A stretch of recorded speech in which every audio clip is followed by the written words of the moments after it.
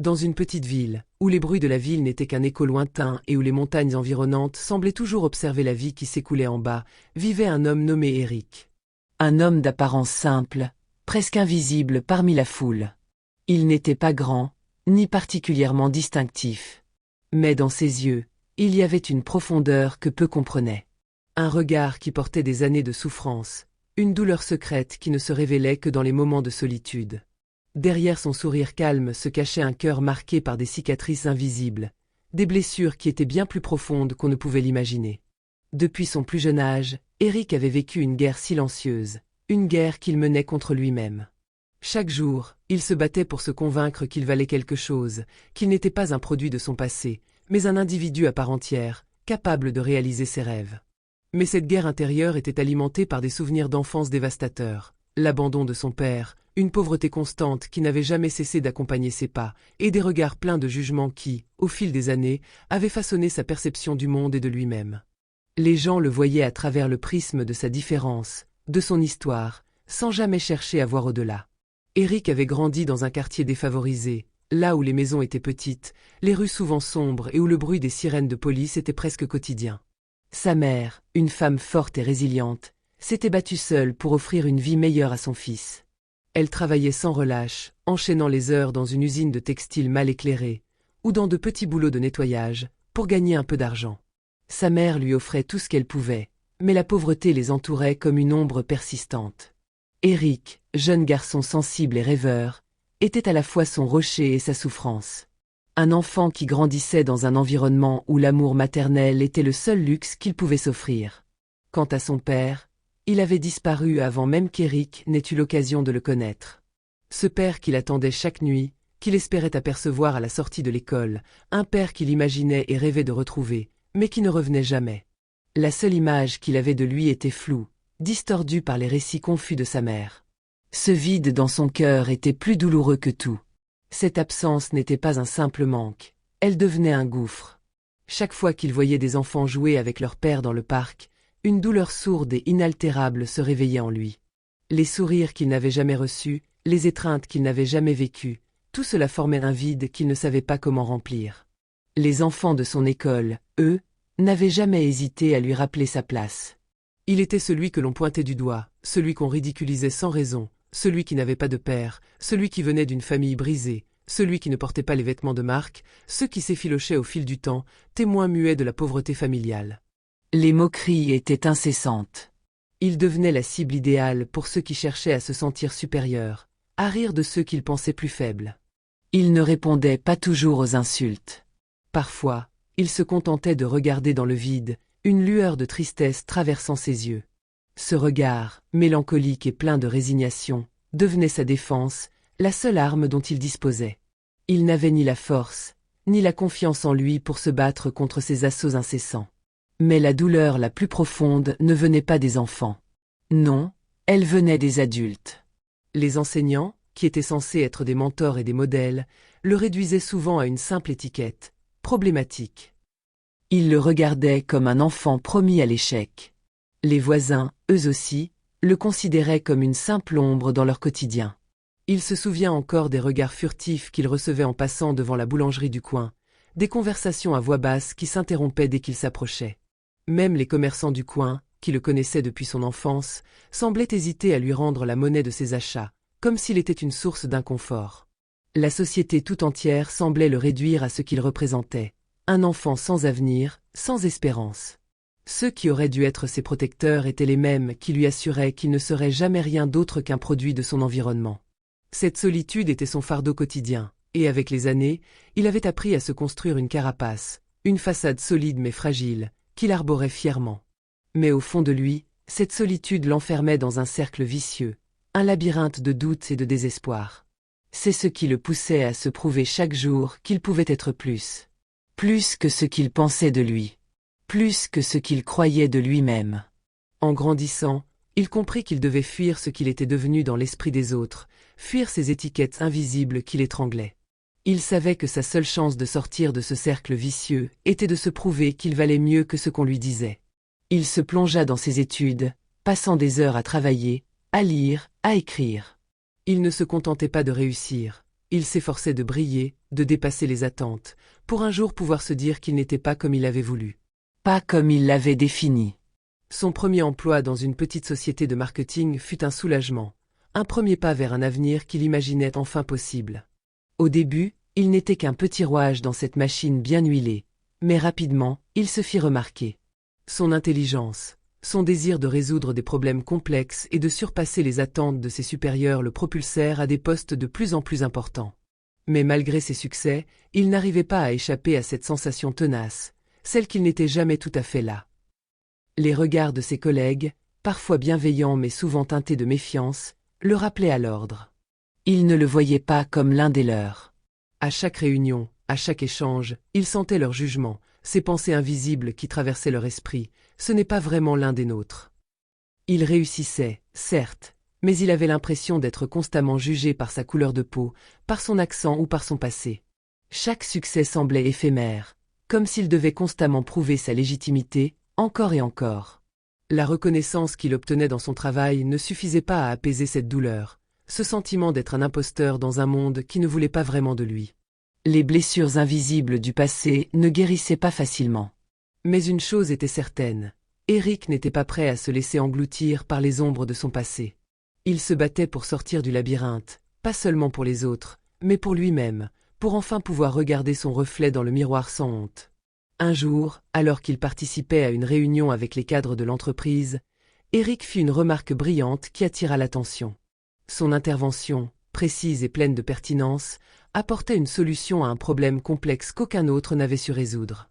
Un murmure d'approbation se fit entendre dans la pièce, mais il fut immédiatement suivi d'un silence gêné, presque palpable. Les regards des cadres se croisèrent furtivement, certains d'entre eux jetant des coups d'œil discrets à Clara, une collègue en apparence bienveillante, mais qui avait toujours été un peu trop attachée aux convenances sociales et aux codes tacites de l'entreprise.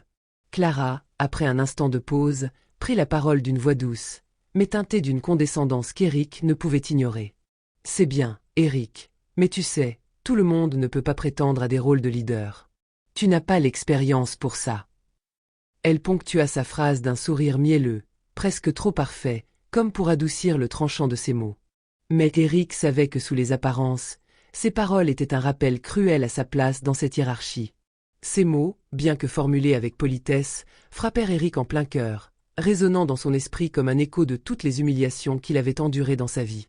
Ce n'était pas tant la remarque elle-même qui le blessait, mais la façon dont elle le réduisait à ce qu'il était. Un simple employé, un homme sans pédigré, sans histoire prestigieuse, un homme dont les racines étaient ancrées dans un passé qu'on aurait préféré oublier. Clara, avec ses airs de bienveillance feinte, venait d'effacer tout ce qu'il avait accompli, comme si ses réussites ne comptaient pas vraiment, comme si son passé, ses origines, ses cicatrices, étaient des chaînes qu'il ne pouvait pas briser. Elle n'était pas méchante, pensait-il, mais ses paroles avaient frappé là où ça faisait mal. Elles avaient ravivé des souvenirs d'enfance ou des adultes, sous couvert de gentillesse, l'avaient toujours regardé avec une forme de pitié déguisée en conseil. « Tu n'as pas l'expérience pour ça. » Voilà ce qu'il avait entendu toute sa vie, des adultes qui, sans jamais lui accorder la chance de prouver sa valeur, lui assuraient que son passé définirait toujours son avenir. Il y avait quelque chose de profondément cruel dans cette façon de réduire les gens à leur passé, comme si l'avenir était une porte fermée et verrouillée qu'il ne pourrait jamais franchir. Ce soir-là, après cette rencontre, Eric rentra chez lui, le cœur lourd, comme s'il portait un fardeau invisible qui pesait plus lourdement à chaque pas. Il entra dans son appartement, alluma une petite lampe sur la table du salon et s'assit sur le canapé, le regard perdu dans la nuit noire qui se profilait au-delà de la fenêtre. Il se sentait pris au piège. Le silence qui régnait dans la pièce semblait être un miroir de ses pensées tourmentées. Il se demanda pourquoi il continuait à se battre. Pourquoi, malgré tous ses efforts, il avait l'impression de n'avoir jamais été vu pour ce qu'il était. Pourquoi ses réussites, aussi éclatantes fussent-elles, semblaient invisibles aux yeux de ceux qui l'entouraient. Chaque jour, il donnait le meilleur de lui-même, travaillait d'arrache-pied pour se prouver qu'il était capable, qu'il méritait sa place. Mais à chaque étape, à chaque avancée, il sentait qu'il était rejeté. Comme si les autres le percevaient uniquement à travers le prisme de son passé, de son histoire, de ses origines. Ses collègues semblaient le voir uniquement comme l'homme qui venait de ce quartier pauvre, l'homme dont la mère avait dû se battre pour lui offrir un avenir.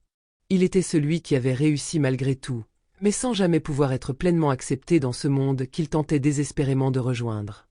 Il repensa alors à sa mère, à son sacrifice, à cette femme qui n'avait jamais baissé les bras, qui, même dans les moments les plus difficiles, lui avait toujours dit « Les gens te jugeront pour ce que tu es, mais toi, tu sais qui tu veux devenir. » Ces mots, prononcés avec tant de conviction et d'amour, résonnaient en lui comme une épée forgée dans la douleur. Ils étaient son ancrage, son guide. Sa mère ne l'avait jamais laissé se perdre dans le regard des autres, elle lui avait appris à ne jamais oublier sa propre valeur, à ne jamais se laisser définir par ce que les autres pensaient de lui. Éric savait que cette nuit-là, il devait faire un choix. Il ne pouvait pas continuer à se battre pour changer la perception des autres, car il comprenait que cette lutte était futile. Il ne pourrait pas forcer les autres à le voir autrement, à le traiter autrement.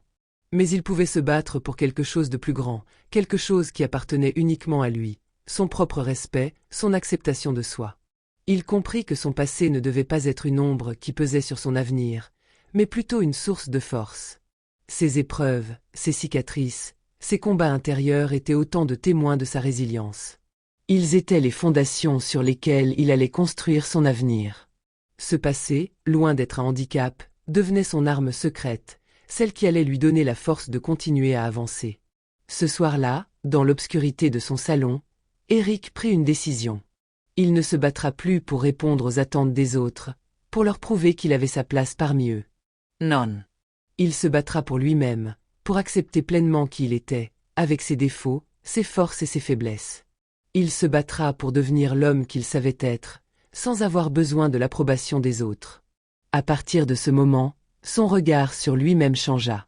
Il ne sera plus jamais un simple employé, un homme sans pédigré. Il était Éric, un homme forgé dans la douleur mais aussi dans la volonté de s'élever au-dessus de tout ce que le monde avait tenté de lui imposer. Il se releva alors, comme si un poids invisible s'était enfin levé de ses épaules. Il savait que le chemin serait encore long, semé d'embûches et de jugements, mais il était prêt. Plus que jamais, il était déterminé à faire face à ce monde, non pas pour changer sa perception de lui, mais pour se prouver qu'il était bien plus que ce que l'on voyait. Le lendemain matin, Éric arriva au bureau avec une énergie nouvelle. Quelque chose en lui avait changé. Il n'avait plus le désir désespéré de chercher l'approbation de ses collègues. Il avait compris que l'acceptation la plus importante était la sienne.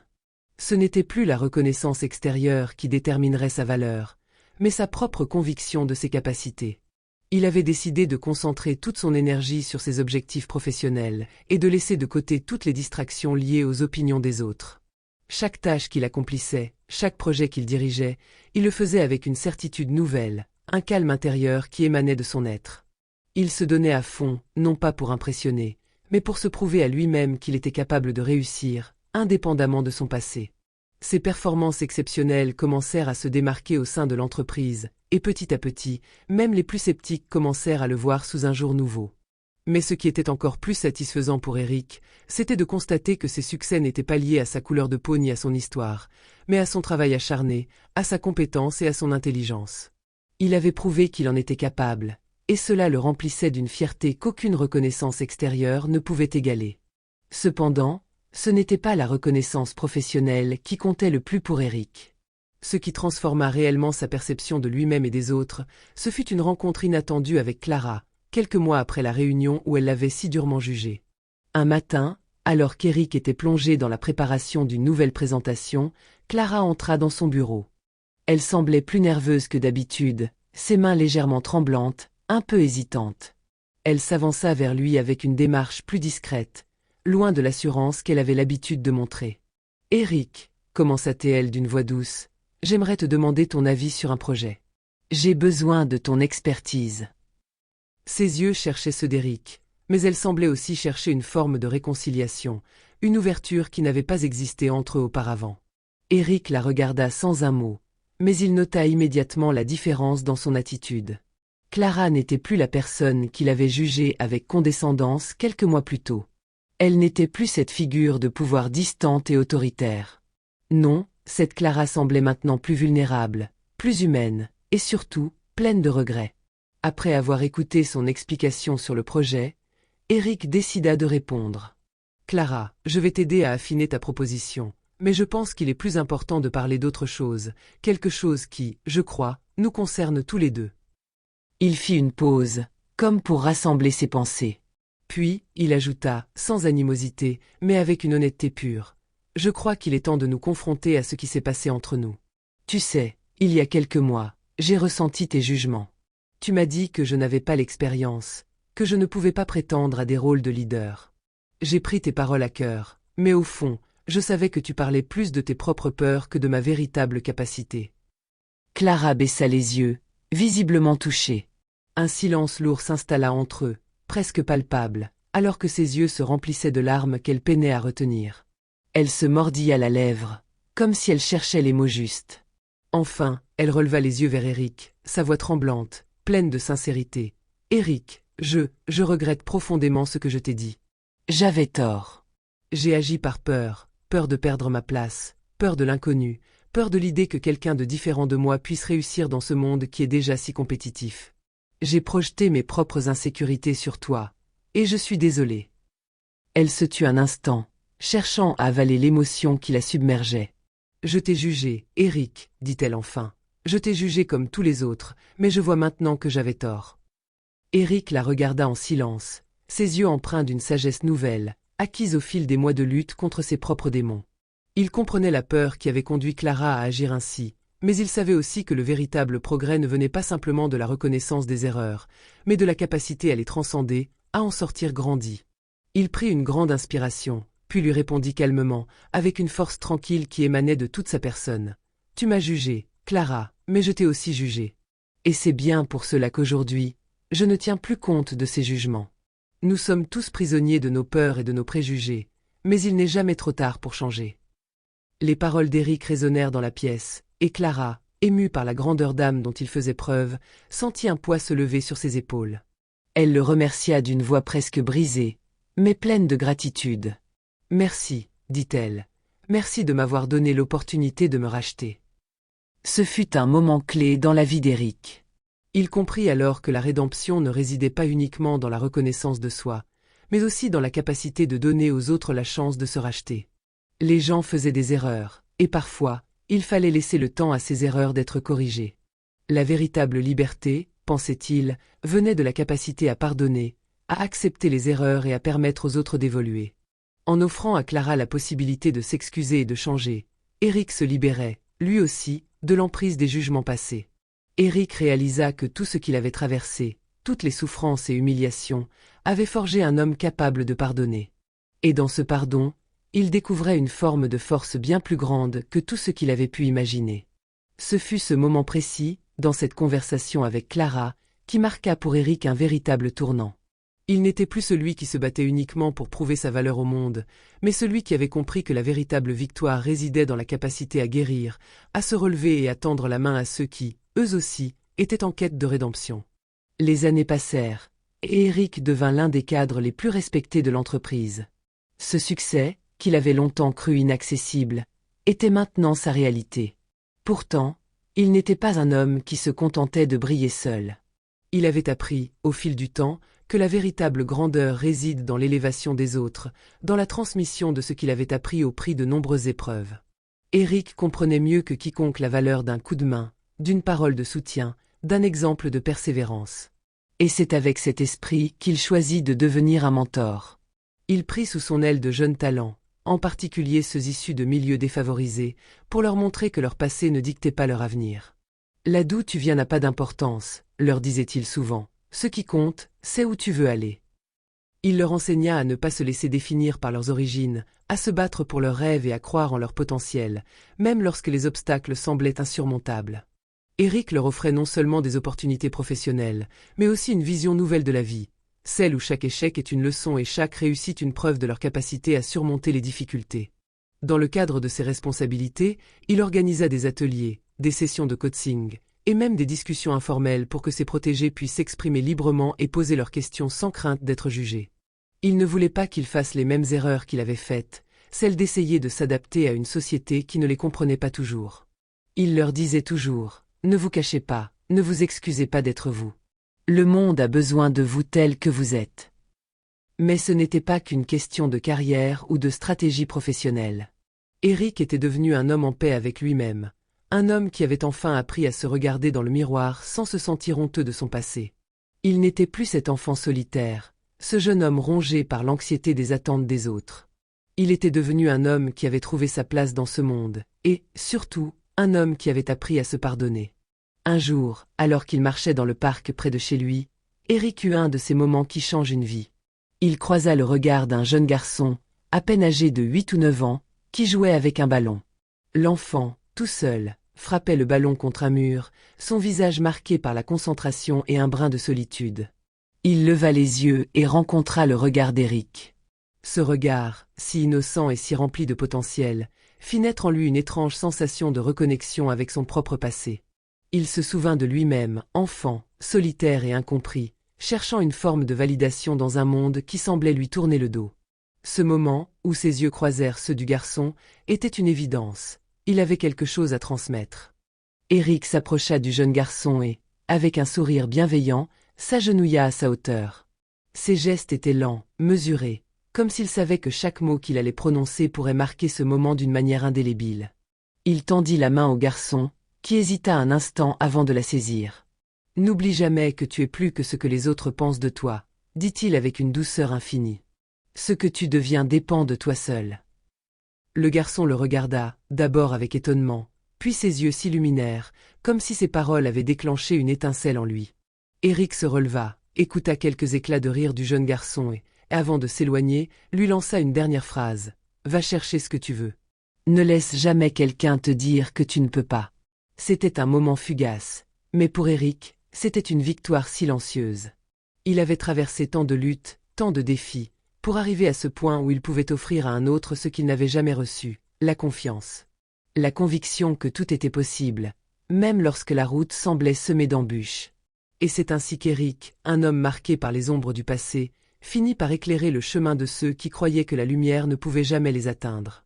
Il avait compris que sa véritable mission ne consistait pas simplement à réussir, mais à donner aux autres les outils pour réussir à leur tour.